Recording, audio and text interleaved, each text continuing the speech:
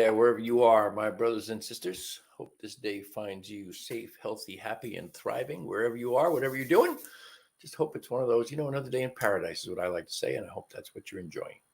I'm a little bit discombobulated today. I got a late start, and I'm just bear with me here, and we'll get set up. The comments are open. If you're watching the show, please give me a comment, give me a question, just a thought, something you want to hear me talk about. Hang on here. I'm adjusting the height of my camera. There we go. Little by little, you'd think this was the first time I ever did this, right? Got my very special HempWorks Plant Manager t-shirt on today. Love this shirt. And of course, you all know HempWorks is the sponsor of this show, the world's greatest CBD. Number one direct-to-consumer distributor of CBD products in the world. And that happened over a very short period of time. Look at that hairdo. How crazy is that, man? Getting a haircut this week. Gotta, I don't know what to do with it. There you go. Whatever. You didn't tune in here to hear about my hair, did you? So anyway, so I can see you're watching. If you're watching, give me a comment, give me a thought, give me a question. What is it you want to know about? I just had today, you know what? I had nothing really planned, and I just had this thought about random thoughts around metaphysics on a Thursday afternoon. And metaphysics is it's the way I live my life. It's the cornerstone of my existence is metaphysics. And so, it's interesting. I haven't told this story really, but Lisa and I, of course, those of you who watch know that we moved to North Carolina at the end of 2021. And we were spending time living with Lisa's sister, Amy, and we were going to be there for 2, 3, 4 months while it took us to that amount of time to find a house somewhere in the North Carolina, closer more to the mountains. We were living in Raleigh, which is kind of in the center, north center, I guess, the state. And we wanted to go farther west towards the hills, because we're from the Rocky Mountains. So what they consider mountains in the Appalachians is pretty much hills. But anyway, we wanted to move closer to that. So we, that 3 or 4 months turned out to be a year by the time we finally got here.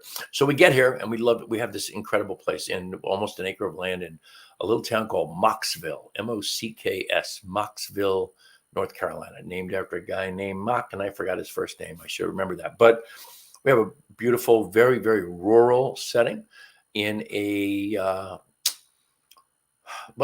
just straight out in a very conservative, very Christian area of the state, of the country, for all that matter. And of course, being metaphysicians, we wanted to find a community that we could relate to and hang out with and join. And that wasn't so easy to find.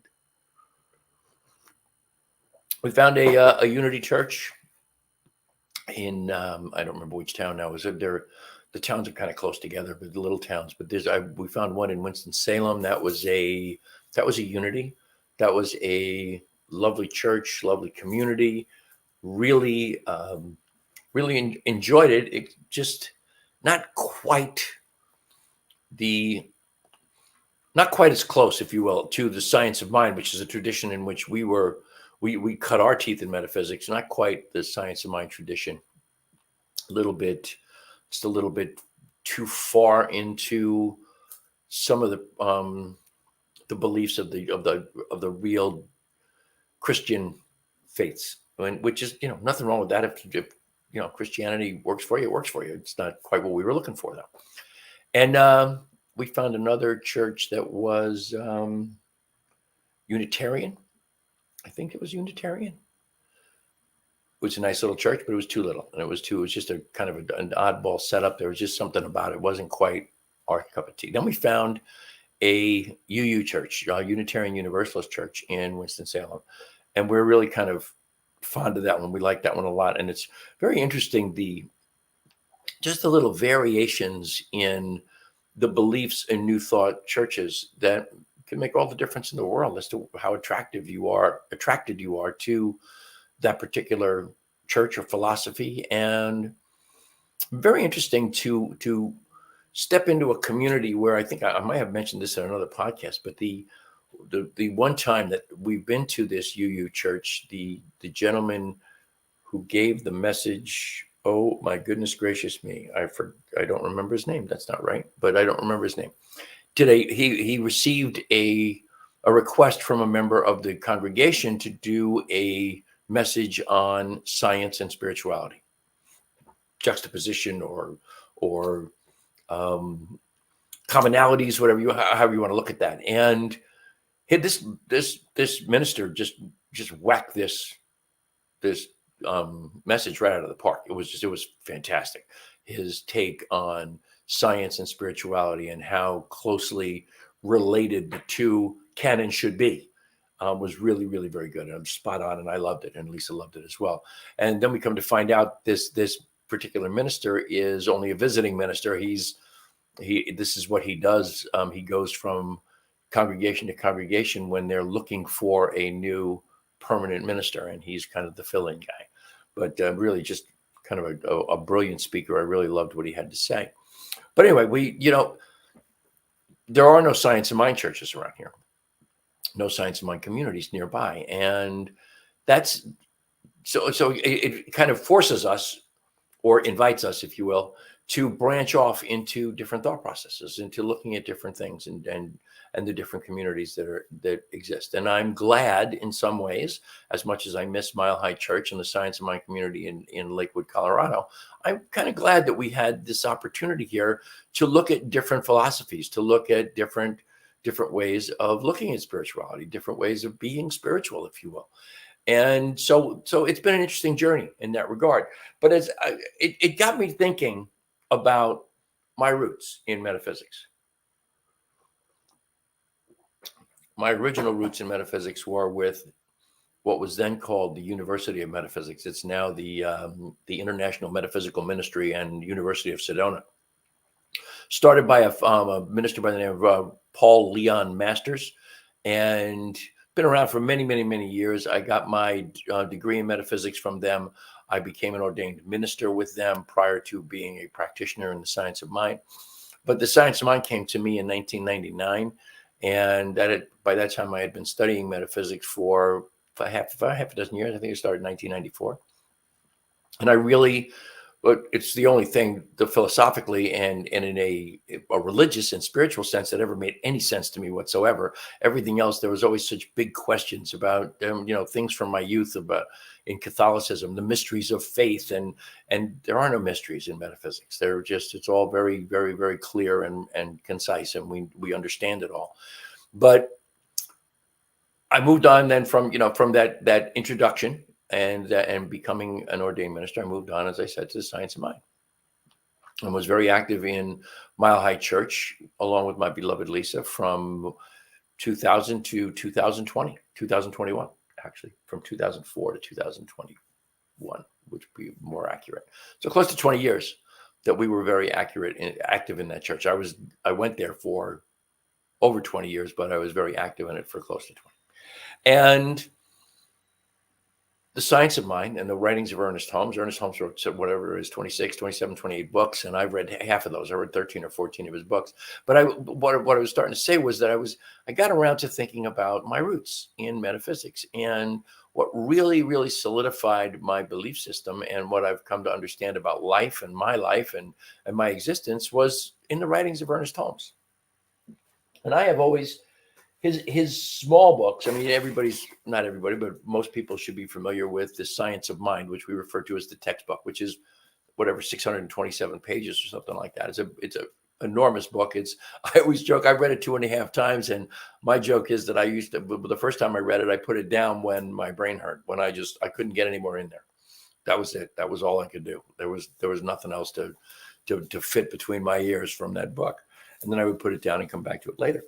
But then I came to enjoy his smaller books. And some of my favorites were, or are, This Thing Called You, and Creative Mind and Success, and Creative Mind, all of which are, some of those 13 or 14 that I've read. And I love, in particular, this book, This Thing Called You. And I love This Thing Called You because you can literally open this book to any page, and there is something in italics, and I just reading from it is very inspirational. And I'll just, let's just do this. I now accept all that I have hoped for and believed in.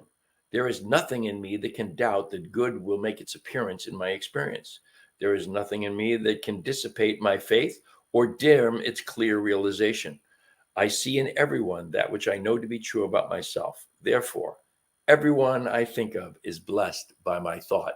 Now that's really interesting because I just randomly opened to page 93 of this book, and I, in my prayer work every single morning, somewhere in that prayer work is the idea after I'm pretty much praying for the people with whose names I have in mind. I always include all those who are in need of prayer are blessed by my thought, as that little piece in there just said the exact same thing.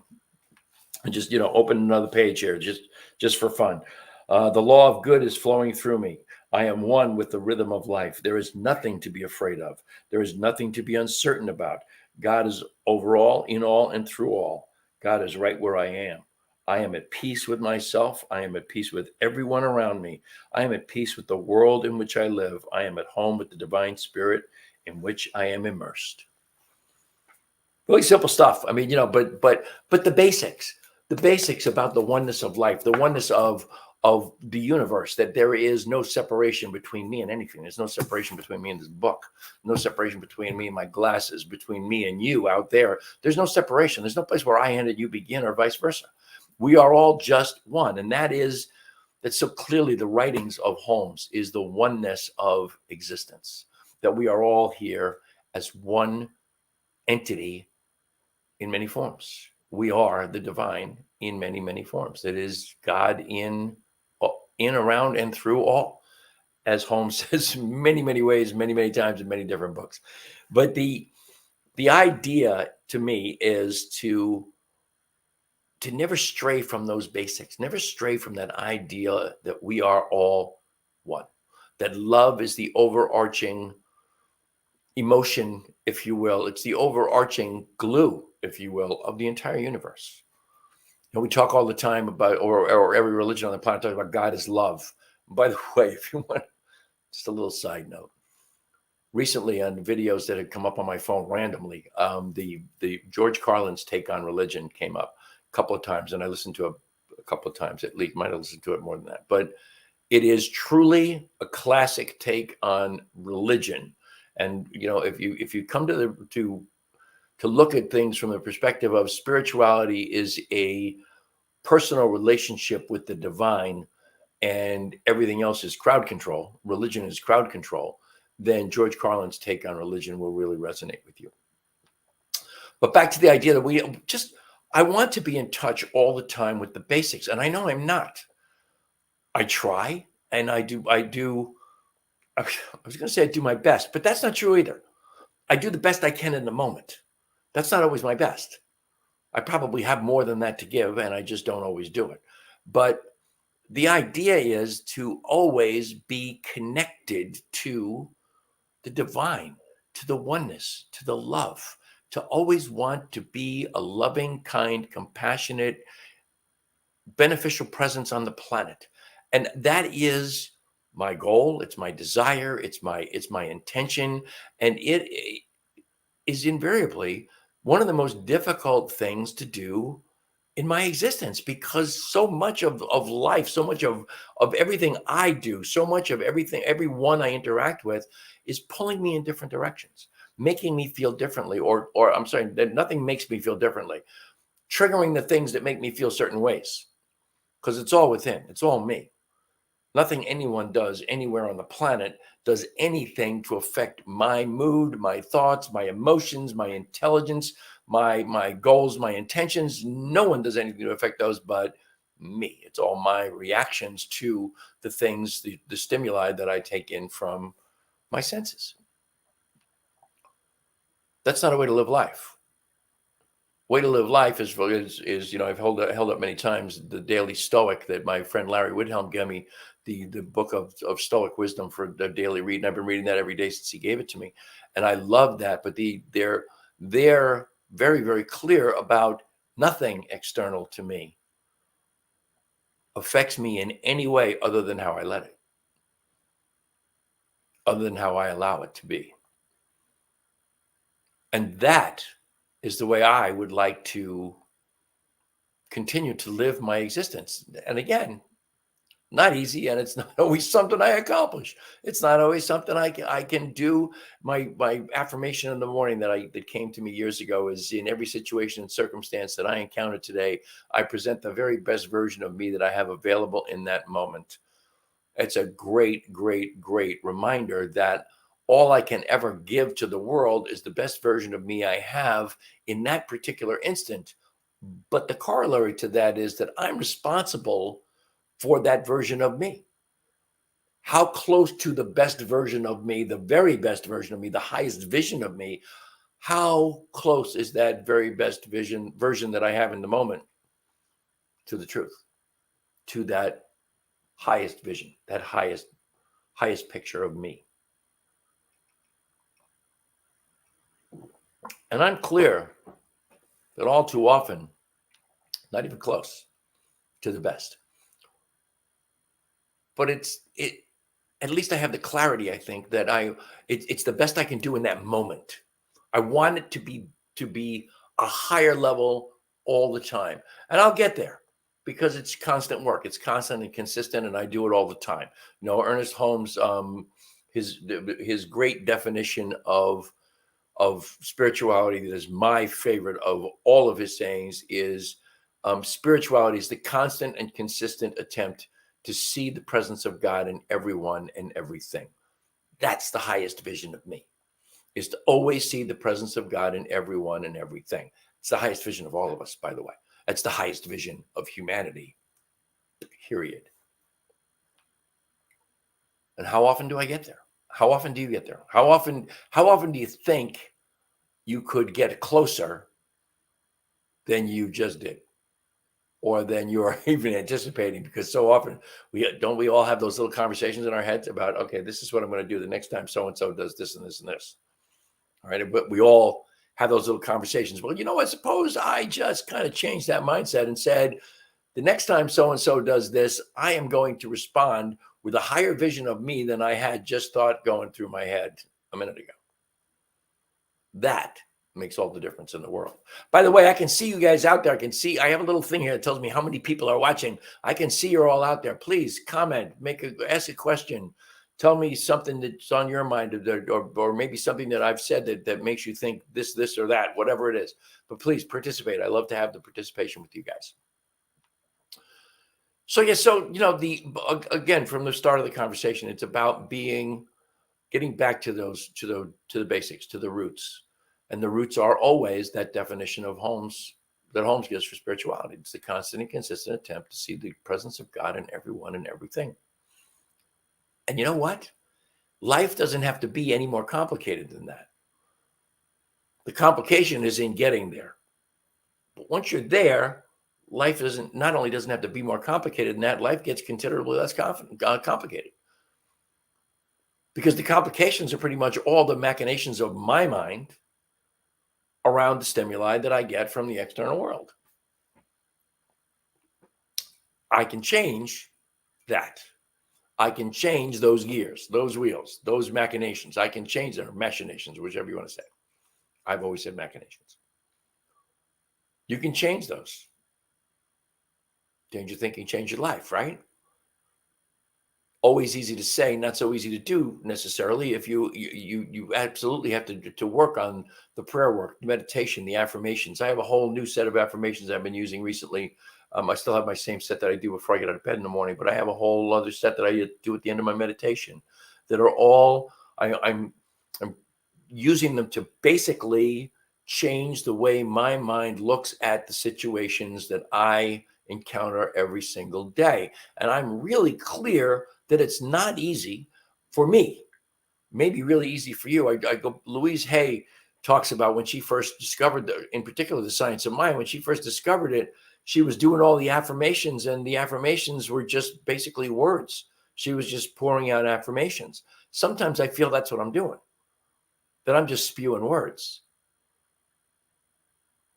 I find myself reading my affirmations in the morning, this new set of affirmations. I find myself reading them while my mind is wandering off someplace else, thinking about something else. That's not affirming anything to anybody. I might as well not be doing them. So it's not so easy to just say, change your thinking, change your life. It's work. But the work is worth doing because there is a peace of mind. There is an ease and grace to life that happens just simply by looking at that simple equation. See the presence of God in everyone and everything. If you're a metaphysician, you're very, very clear that God doesn't love you any more than God loves anything, anywhere in the universe, let alone another person.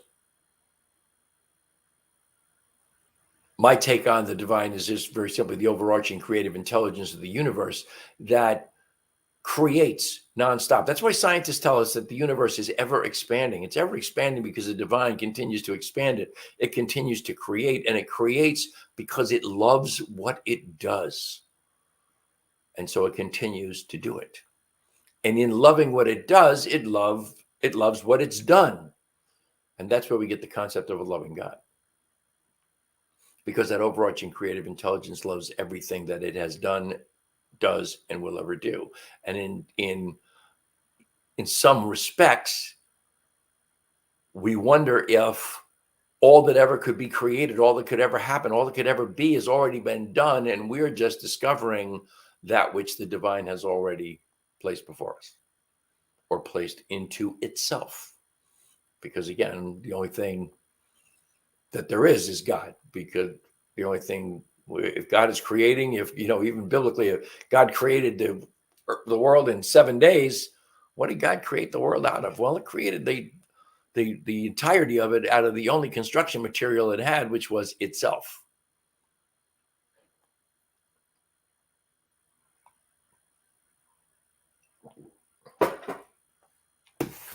So back to homes for a minute. Let's do one more of these. I can't do that one. It's way too long. Today, I bestowed the essence of love upon everything. See, you open the book and it's just like, it's kind of like magic to me. Today, I bestow the essence of love upon everything. Everyone shall be lovely to me. My soul meets the soul of the universe in everyone. Everything is beautiful. Everything is meaningful. This love is a healing power, touching everything into wholeness, healing the wounds of experience with its divine balm. I know that this love essence is the very substance of life, the creative principle back of everything, flowing through my whole being, spiritual, emotional, mental, and physical. It flows in transcendent loveliness into my world of thought and form, ever renewing, vitalizing, bringing joy, harmony, and blessing to everything and everyone it touches. I mean, that's, why do I talk? Maybe I should just read from the book. I mean, that's exactly what I was talking about. The divine in everyone and everything. And to feel that sense of blessing everything by my presence. My presence is a blessing to each and every thing in the universe because I am an emanation of the divine, and as such, I am meant only as a blessing. So I can choose to be the blessing or I can choose to be something else. Does that mean anything to you guys that are watching there? Any thoughts about that? I have not got one comment today. Come on. Get with it. Let's have a comment. Let's have Jesus, full of crap, Ken, whatever you want to say. Speaking of full of crap, I'm going to put this out there because it really struck a chord with me. I put something out on the internet about the 75,000 or something, $100,000 plus female earners in network marketing. And why wouldn't you want to learn this skill? Just put that out on the internet, on Facebook.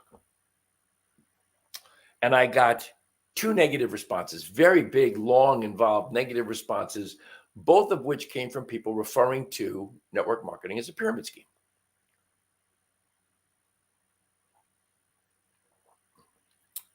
Rather than get all involved in the argument with them, what I really did was just delete the post because I didn't want to go there with these 2 people, and I didn't want to put that out in the ether. But the bottom line is I wanted to say this. If you have something negative to say about something, in particular, something that someone else is enjoying, their work, their hobby, their love of life, whatever it is, if you get something negative to say, make sure you know what the heck you're saying. Make sure you've got the words defined. There's one guy I know personally, and he's a therapist of some kind, and he expressed without any question or doubt his ignorance of not only network marketing, but of what a pyramid scheme is. Pyramid scheme is a Ponzi scheme. I'm not going to go into that, but the point is, he was denigrating my post and my choice of what I do with no knowledge from which to base his argument. He posted some statistics from AARP. It's really kind of funny to me because the statistics were about how people get involved in this, and so many, the percentage of people who make money, lose money, or break even. And if you look at the numbers, they're not a whole lot different from anything where anybody starts a business in anything, brick and mortar, anything. The difference would be that if you were involved in what I'm involved in, you're not paying rent, you don't have insurance on a building, you blah, blah, you don't have employees to man the cash register, blah, blah, blah, blah, blah, and the company does all the accounting for you. You know, people, the old expression is there's people who don't do it right or don't do it at all, and they say network marketing sucks, and the response normally from people who know what they're doing is, no, you suck at network marketing. Two different things.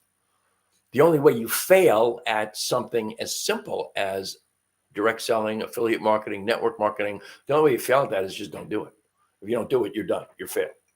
And maybe it'll cost you money because you buy too much stuff, promotional stuff, do post and wish, and just think that, you know, because you're involved, it didn't say net sign up and get rich marketing. It said net work marketing. You don't do the work, you don't get anything. And that applies to everything, whatever you're involved in. But anyway, the point is, if you're going to be that critic, if you are so inclined, if you are so compelled that you absolutely feel like you have to criticize someone else, or that you have to denigrate what they're doing for the sole purpose of making your opinion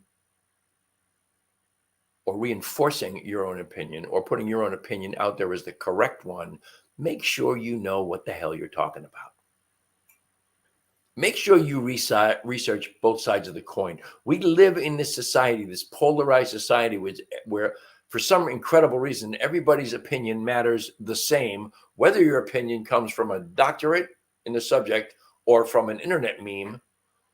Your opinion is just as important as the person with a doctorate. Well, that's all obvious, such obvious BS, but it's the reality we're living in. Know what you're talking about on all levels. You know, if you want to discuss Ernest Holmes and the science of mind, know something about Ernest Holmes and the science of mind. If you want to discuss something about quantum physics and Albert Einstein, know something about quantum physics and know something about Albert Einstein, know something about Niels Bohr, know something about all the people who are involved in quantum physics.